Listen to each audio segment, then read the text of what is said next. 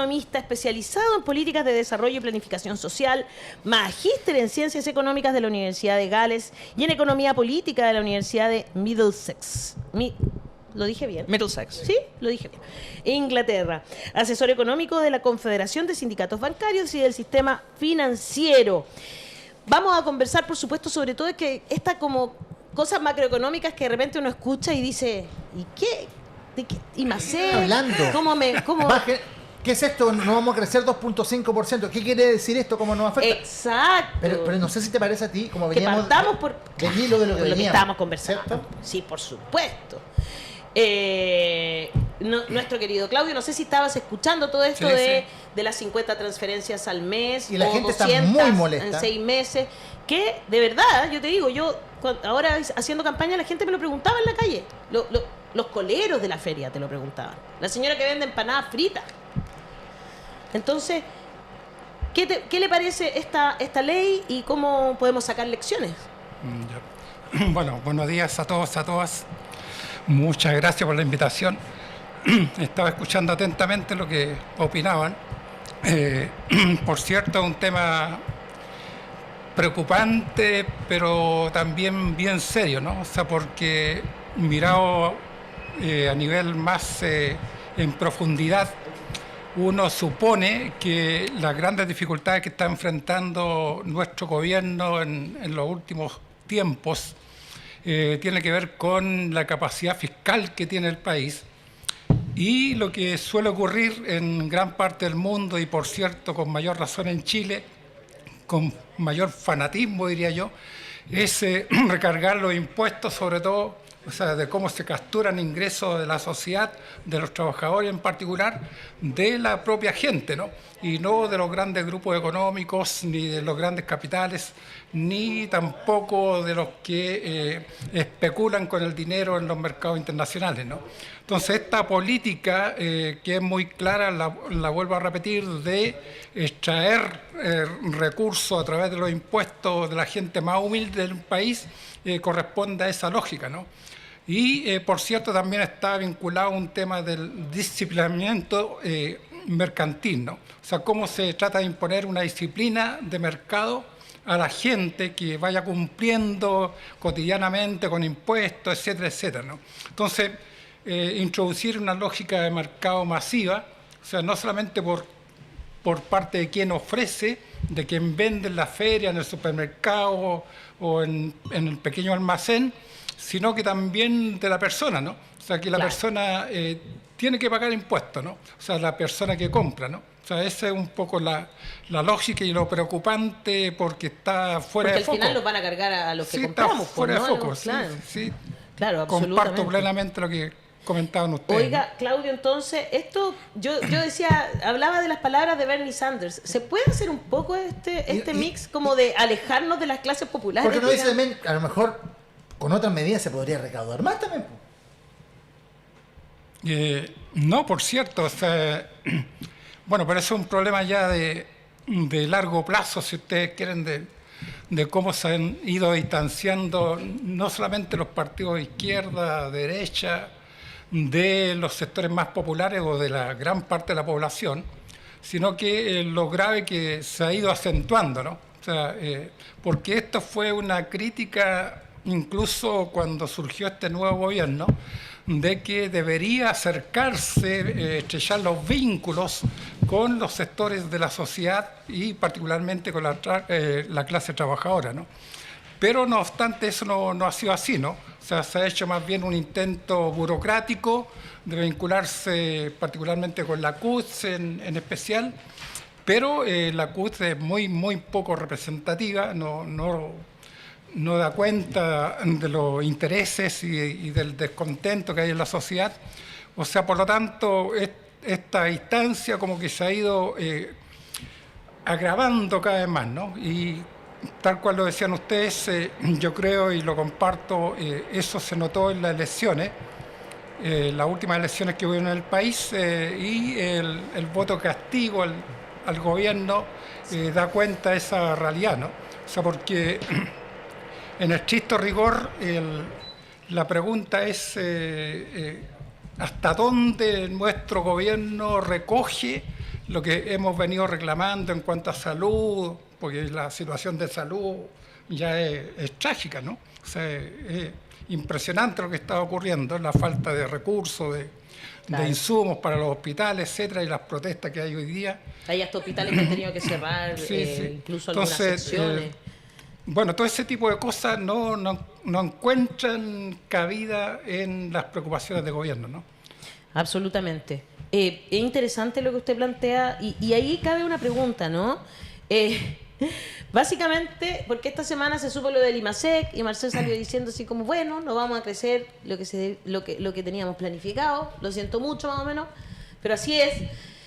Entonces uno se pregunta qué es el IMASEC. Porque de verdad que si yo llego a un lugar y le digo, oh no, lo que pasa es que no vamos a poder darte la gift card que teníamos prometida para fin de año porque el IMASEC está estancado, no sé, la gente me va a mirar con cara de qué estamos hablando, digamos, ¿no? ¿Cómo le explicamos eso y cómo afecta finalmente a la economía del país y si esa economía está estancada? Ya. Sí, un tema muy interesante. En realidad yo venía discutiendo este tema con la gente de la Confederación. O sea, tuvimos una conferencia hace justamente 2 semanas atrás, nacional, donde yo presenté un documento sobre el estancamiento de la economía chilena en los últimos 10 años y la implicancia y el impacto que tiene para el mundo del trabajo, ¿no? Claro. Esas eran las 2 grandes preocupaciones, ¿no? Y dentro de eso, en el día de ayer me pidieron una explicación sobre justamente el IMASEC, ¿no? Y yo contaba de que este tema del IMASEC es un indicador ya antiguo en el caso de Chile, o sea, proviene del año 1986, pero proviene de un momento particular, ¿no? O sea, recordar de que en ese periodo estamos hablando de una situación post-crisis de la deuda externa que se llamó del 81, 82, 83, y que el gobierno hubo un cambio de política y planteó un nuevo esquema de gestionar la macroeconomía, ¿no? O sea, por eso el año 85 salieron con un documento sobre la nueva macroeconomía en Chile, de cómo se iba a gestar y cómo se proyectaba el nuevo modelo que se trataba de implementar, ¿no? Y como todo nuevo modelo también requiere de indicadores, ¿no? O sea, indicadores más acotados. O sea, ¿por qué razón? No, porque lo más común en Chile y en el mundo, en verdad, tiene que ver con el Producto Interno Bruto, ¿no? O sea, con el famoso PIB. Claro. Y el PIB se puede medir, en primer lugar, en términos anuales, que era lo más común por largo décadas, y después se comenzó a medir también en términos trimestrales, ¿no? Pero posteriormente mucha gente, sobre todo el mundo financiero, partió con la preocupación de que necesitábamos indicadores mensuales, ¿no? O sea, de cómo medir la actividad económica mensual. Y ahí se inventó el famoso IMASEC, ¿no? El IMASEC. Es un indicador de actividad mensual de la economía, ¿no? Pero es simplemente lo que dicen los especialistas, es un proxy, ¿no? O sea, es una aproximación de lo que sería el PIB, ¿no? O sea, es una cuestión cercana más o menos, porque tiene una serie de falencias de medición, todas las mediciones son indirectas, o sea, por lo tanto no tiene mayor factibilidad, ¿no? O sea, digo en términos de representación, ¿qué es lo que realmente representa, ¿no? Es que nos pasa un poco con la CADEM, ¿cierto? Que la CADEM es una encuesta que se hace muy regularmente. No, pero se puede hacer muy regularmente, ¿sí? Porque preguntan a pocas personas. Las cuentas del PIB, al final del Banco Central, toman más tiempo, porque estamos hablando de cuentas nacionales, son datos que no se puede llegar con la rapidez de un número mensual, pero el número mensual naturalmente va a tener, por la rapidez que lo sacan, menos precisión en ese sentido. Exactamente, sí. Ahora, mira, lo importante sí de este indicador dice relación con lo que, a mi entender, ¿no? Representa, en verdad, no un número tal con precisión, sino que representa la estructura económica de un país, ¿no? Eso es lo que más uno debería revelar, ¿no? O sea, destacar. O sea, por ejemplo, en el caso del IMASEC se divide en 3 grandes sectores. O sea, por un lado la producción de bienes, en segundo lugar el tema de los servicios y en tercer lugar el tema del comercio, ¿no? Ahora, de esos 3, obviamente lo primero es lo relevante, ¿no? O sea, eso es lo que conforma la estructura productiva de un país, ¿no?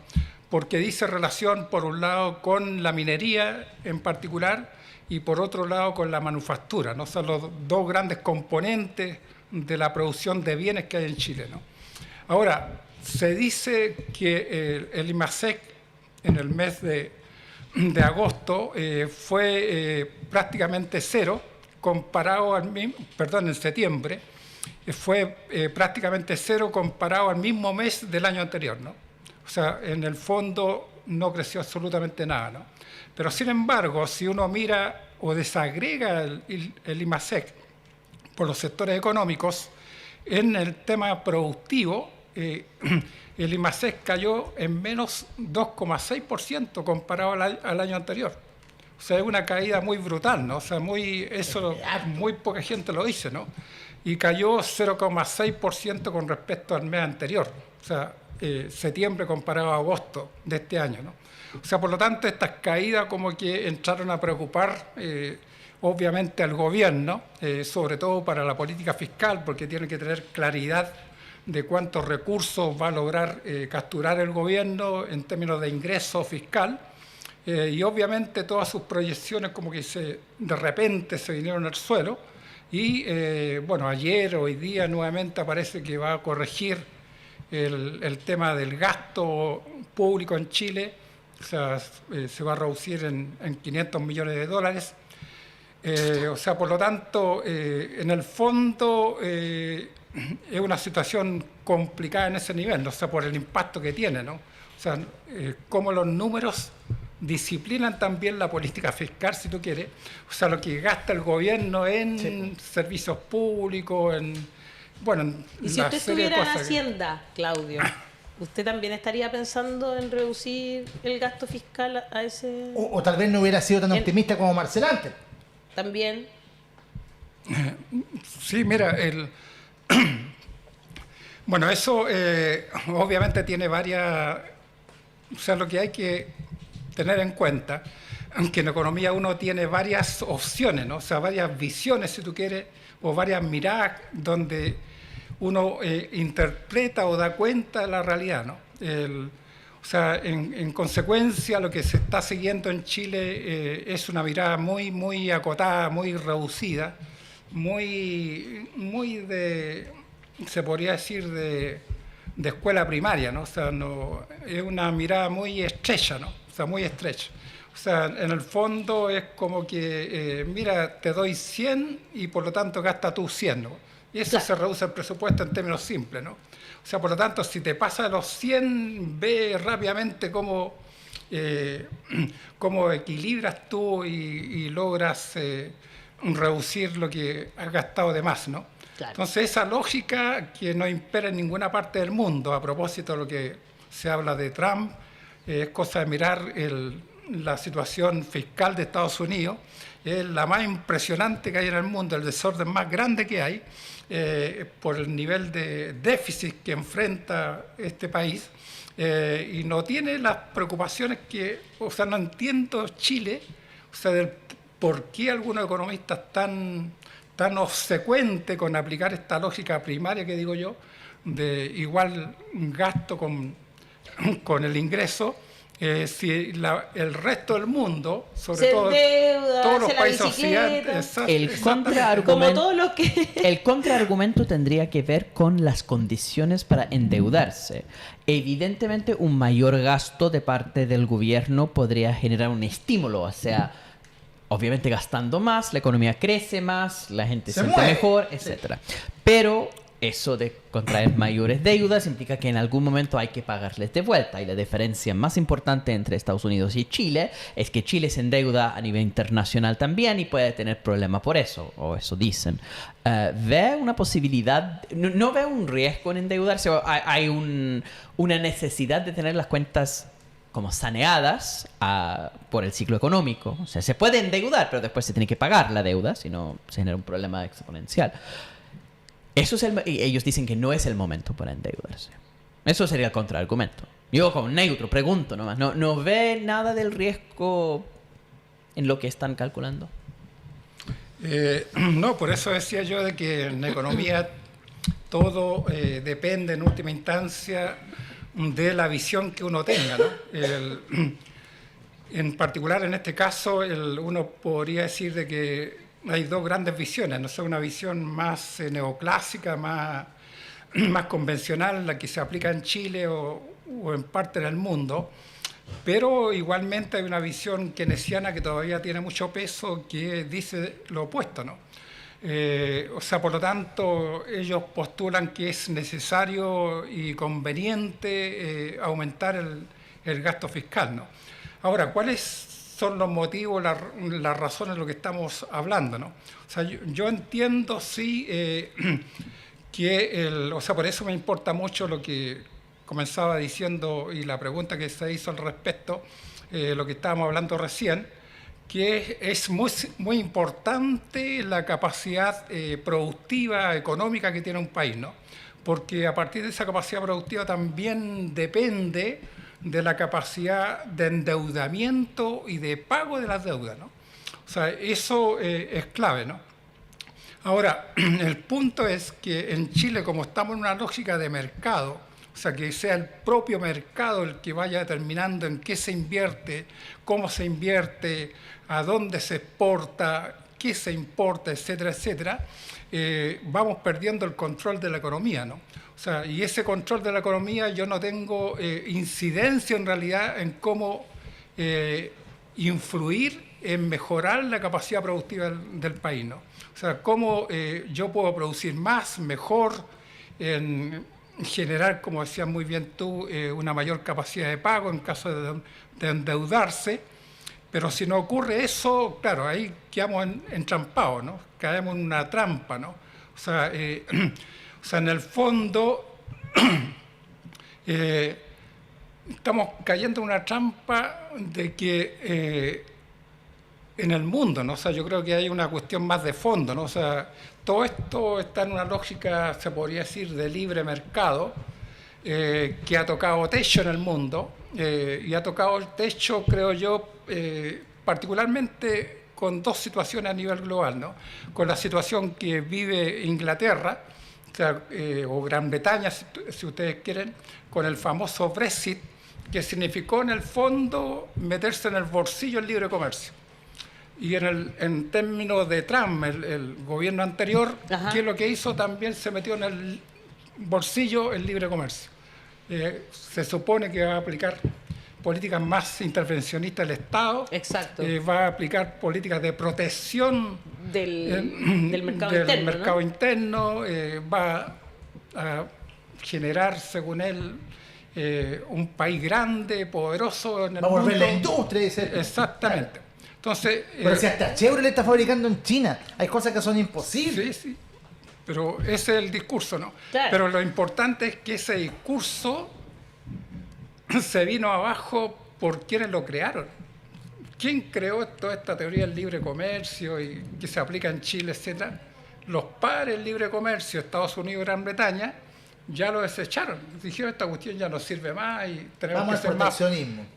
tenemos que ser más pragmáticos y ver qué camino a seguir, ¿no? Entonces, en el caso de Chile, como que todavía estamos atrasados en esa lógica de seguir aplicando políticas de libre comercio sin ningún respaldo teórico.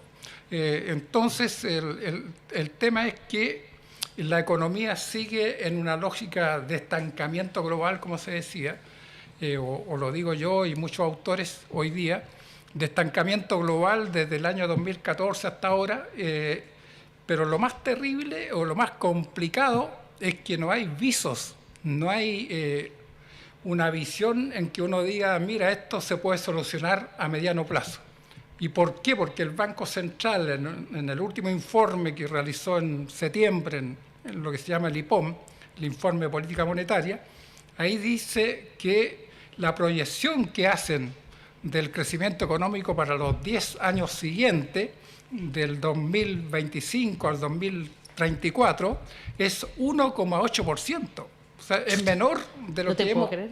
creciendo hasta ahora. Entonces tú decís, estamos mal y vamos a seguir estando mal, ¿no? Vamos, Venga, quien estamos venga. mal y vamos a seguir Sí, peor. Claro, porque en el fondo usted horrible. lo explica muy bien. Más allá de las diferencias que puedan existir en términos políticos e ideológicos, el manejo económico de los ministros del Interior, perdón, de Hacienda, ha sido más o menos el mismo, ¿cierto? Sí, sí. En los últimos gobiernos, concentrémonos en los últimos 10 años. Bajo ese contexto, si usted tuviera que hacer un balance, porque ya en marzo el presidente Boric cumple 3 años de mandato, ¿cierto? Podríamos decir de que su manejo económico a través de Marcel derechamente fue equivocado, malo. Mira, uno podría fácilmente decir, mira, esto es problema de gobierno, ¿no? Pero también hay que tener en cuenta, y esto en cierta manera alivianar al gobierno, hay que tener en cuenta que en Chile, por el modelo que estamos siguiendo, que yo llamo un modelo de despolitización, o sea, un modelo en donde hay estructuras instaladas por la dictadura, que son las que en verdad son las que deciden el quehacer económico en Chile, ¿no? Y tienen que ver fundamentalmente con el Banco Central, que tiene autonomía el Banco Central para tomar decisiones, y en segundo lugar tiene que ver con la política fiscal, ¿no? O sea, con lo que gasta el gobierno, etcétera, ¿no? Entonces son dos estructuras como que están apartadas del gobierno, ¿no? O sea, el gobierno poco tiene que decir al respecto, ¿no?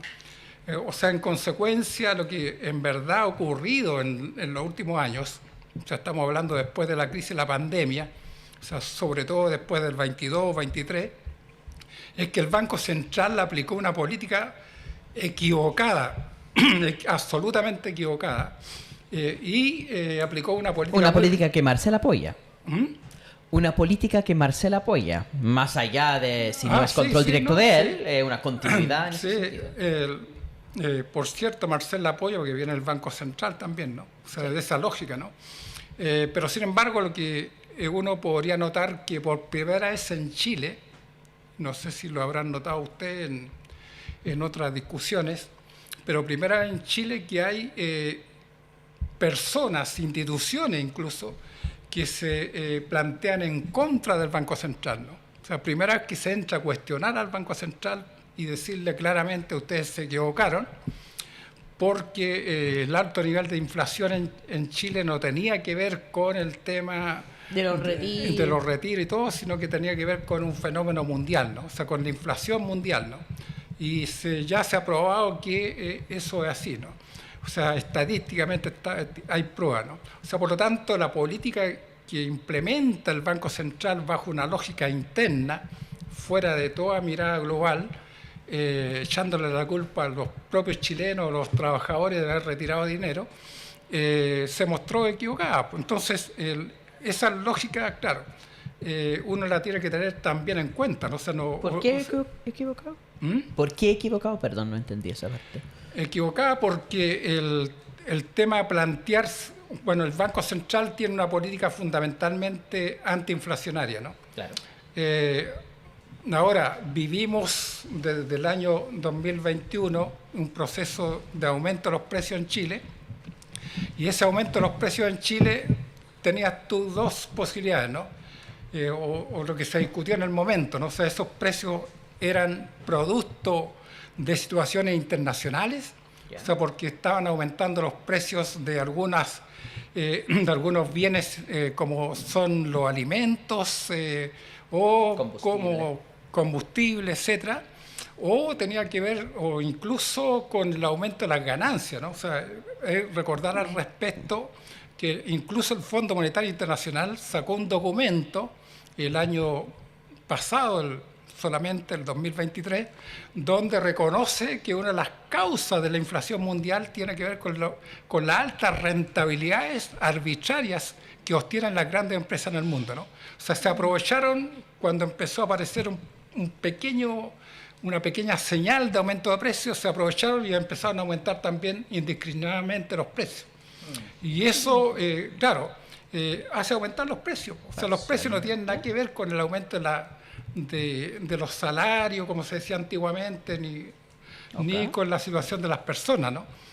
Ahora, ese era un enfoque, ¿no? Y lo otro es lo que se dijo de que en Chile, y esto lo planteó claramente el Banco Central, se dijo que era producto sobre todo de que la gente tenía más dinero, producto de los retiros de los fondos de pensiones, y al tener más dinero presionó a que subieran los precios, Claro. y por lo tanto yo tengo que aplicar una política altamente restrictiva, ¿no? Y restrictiva quiere decir que la gente empieza a gastar menos, ¿no? O sea, como sea, ¿no? Incluyendo los salarios. O sea, esto es un ataque fundamentalmente a los salarios de los trabajadores, ¿no? Y en eso tuvieron éxito, ¿no? O sea, éxito porque los salarios en el año 2022 y parte del 2023 simplemente no aumentaron. O sea, en el fondo tuvo... Las cosas se encarecieron negativo, y, ¿no? O y- sea, y nadie... La plata vale menos. Claro, Claro. aumentaron los precios, pero los salarios tuvieron un proceso deflacionario, se podría decir, ¿no? O sea, en ese sentido yo digo que fue una gran equivocación del Banco Central, ¿no? ¿Por qué? ¿Mm? Ah, Pero, Por darle una causa interna, Claro. una explicación interna a la inflación y no Cuando era incorporar el factor. pero perdón, pero da igual. Una cosa es el diagnóstico, ¿ya? Que puede ser internacional, puede ser nacional. Pero la respuesta de subir la tasa de interés, la única cosa que puede hacer un banco central es subir la tasa de interés o no subir la tasa de interés. En caso de que ese 100% internacional, entonces concediendo 100% el argumento de los que dicen eso no tiene nada que ver con retiros, la necesidad de subir la tasa de interés en una situación de inflación externa sigue siendo lo mismo. Porque si sube la tasa de interés en Estados Unidos, se tiene que subir la tasa de interés en Chile porque por la diferencia se va a salir toda la plata del país. Te va al chancho el tipo de cambio. O sea, yo no entiendo qué más podrían haber hecho el Banco Central como estrategia, más allá del diagnóstico. Claudio. No, el diagnóstico tiene que ver con la subida de la tasa de interés, ¿no? Sí. O sea, porque fue indiscriminada, ¿no? O sea, eso, o sea, recuerda tú que Podría haber aumentó sido Pero más están copiando los moderado. otros bancos centrales. ¿Podría haber sido más moderada el aumento Obviamente, de la o tasa? sea, eso se probó a nivel internacional nomás. Se hizo estudios comparativos de Chile con otros países del resto del mundo que aplicaron incluso un tercio de aumento de tasa de interés de lo que hizo Chile, ¿no? Y por lo tanto eso significó que salieran más rápido del hoyo que habían caído, ¿no? ¿Y eso por qué razón? ¿No? Porque esto, claro, nuevamente yo insisto, ¿no? Todo esto corresponde a miradas económicas, porque aquí existe una lógica también desde el Banco Central y las lógicas más convencionales de que las políticas contractivas también son necesarias para recuperar la economía, ¿no? Pero recuerden es una ustedes locura. que al aumentar la tasa de interés lo que estoy haciendo es aumentar los precios del dinero y en consecuencia el endeudamiento. O sea, es mucho más caro endeudarse para una empresa mediana, con mayor razón para un pequeño, hay que pagar mayor tasa de interés. Exacto. Para incluso el consumo igualmente, para pedir un crédito consumo, y con mayor razón para la deuda inmobiliaria que en Chile es muy alta. Entonces, al subir por tanto tiempo la tasa de interés en Chile y demorarse más prolongadamente en bajarla, significa que la gente tiene que pagar no solamente un crédito hipotecario nuevo, sino que el que viene pagando desde años antes de manera mucho más cara. O sea, se ha recargado el pago de las hipotecas de la gente, ¿no? Entonces eso en el fondo incide, a mi entender, negativamente en el comportamiento de la economía, ¿no? Absolutamente. Y al final, Pagamos nosotros. eso es lo que quería decir. Al final siempre A veces, somos los trabajadores y las a veces en la trabajadoras. economía hay un problema donde cualquier cosa que uno hace va a terminar mal. O sea, no hay necesario, eso no es como matemática, hay una respuesta correcta que está en las últimas páginas del libro, ¿no? Cuando uno tiene que resolver los ejercicios y hay una respuesta, dice 2 más 2 es 4, y uno sabe, pero a veces no hay respuesta. Y lo que me sigue preocupando, porque este debate enorme que tuvieron acerca de qué está causando la inflación, ¿cierto? Porque si la inflación es alta por razones internas de los retiros, es una cosa y uno puede subir la tasa de interés para resolver a reducir el consumo interno. Es un problema. Pero si la cuestión es externa, ¿Qué se puede hacer? Bueno, si la cuestión externa y todos los demás bancos centrales van a por sus propias razones externas, subir la tasa de interés, Chile está obligado porque Chile no puede mantener una tasa de interés independiente de los demás bancos centrales del mundo, porque existe un mercado de dinero, tiene que ver con el tipo de cambio muchas veces. Y cuando uno sube la tasa de interés, afecta el consumo interno, pero también afecta los mercados, la compra de dólares en Chile, o la atracción de dólares. Entonces, a mí me sigue como generando un problema qué podría haber hecho distinto en esta situación con todos los demás países subiendo la tasa de interés y teniendo el problema que tenemos con el tipo de cambio. ¿Cómo podríamos haber terminado si hubieran mantenido una baja en el tipo de en la tasa de interés? Podríamos haber terminado, no sé, en caso extremo, así como el dólar en 1500. Y eso es un problema para la economía grave. Y eso sí tendría un efecto inflacionario mayor. Porque todas las importaciones son más caras. Entonces uno va a la feria y cualquier cosa que viene de afuera es más caro. Eso es lo que van a decir el Banco ¿Quiere Central de responder, vuelta. Claudio? Sí, mire, yo creo que claro, los asuntos son mucho más complejos de lo que uno trata de explicar de manera simple o solamente destacando algunos elementos, ¿no? O sea, yo encuentro plenamente razón en esta idea que dices tú.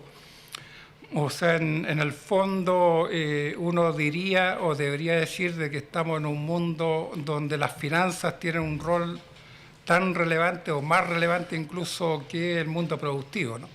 Y esta lógica financiera, o lo que llaman algunos financiarización que está viviendo el mundo, se ha ido imponiendo y se van imponiendo lógicas de toma de decisiones, ¿no? Porque las tomas de decisiones tienen que ver fundamentalmente con indicadores macroeconómicos, pero con indicadores sobre todo financieros, ¿no? Y eso a nivel global, ¿no? O sea, por lo tanto, cuando hablamos de tasa de interés, yo encuentro razón de que Chile, aparte de ser un país dependiente, es un país muy minúsculo, muy minúsculo. O sea, si en términos de capacidad productiva le explicamos el 0,3% de todo lo que se produce en el mundo, imagínense lo que significa, porque es una cosa muy menor, pequeña, ¿no? Claro. En consecuencia, por las políticas mismas que hablaba yo antes de libre mercado, quedamos sujetos y dependiendo de lo que hace el resto del mundo.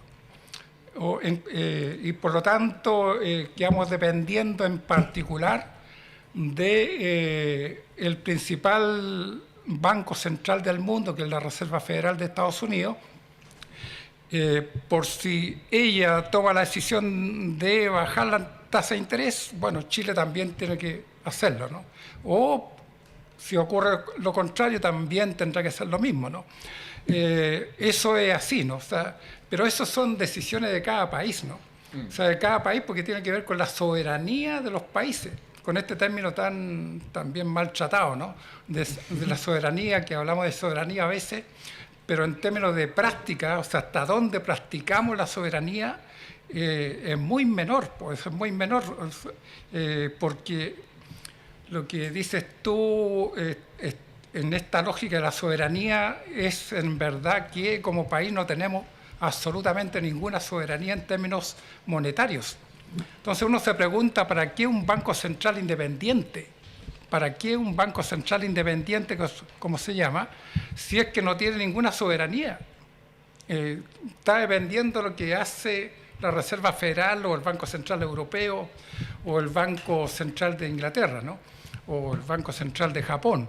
O sea, por lo tanto, en esa lógica yo estoy de acuerdo que el margen de los países es cada vez menor para operar, pero esto tiene que ver con decisiones de modelos, porque yo creo que, bueno, tiene que ver con el tema del modelo que se impone en Chile después de la dictadura y sobre todo en la década de los 80, y tiene que ver con esta idea del Banco Central Autónomo, porque en el fondo el Banco Central Autónomo, yo destacaría una cosa que es importante que se comprenda, supone que un país se tiene que endeudar no con los recursos del propio Estado, sino que tiene que endeudarse con los recursos privados, ¿no? O sea, con la banca privada nacional o con la banca privada internacional. Perfecto. O sea, por lo tanto, yo tengo que pagar tasa de interés Claro. por los préstamos que me endeudo.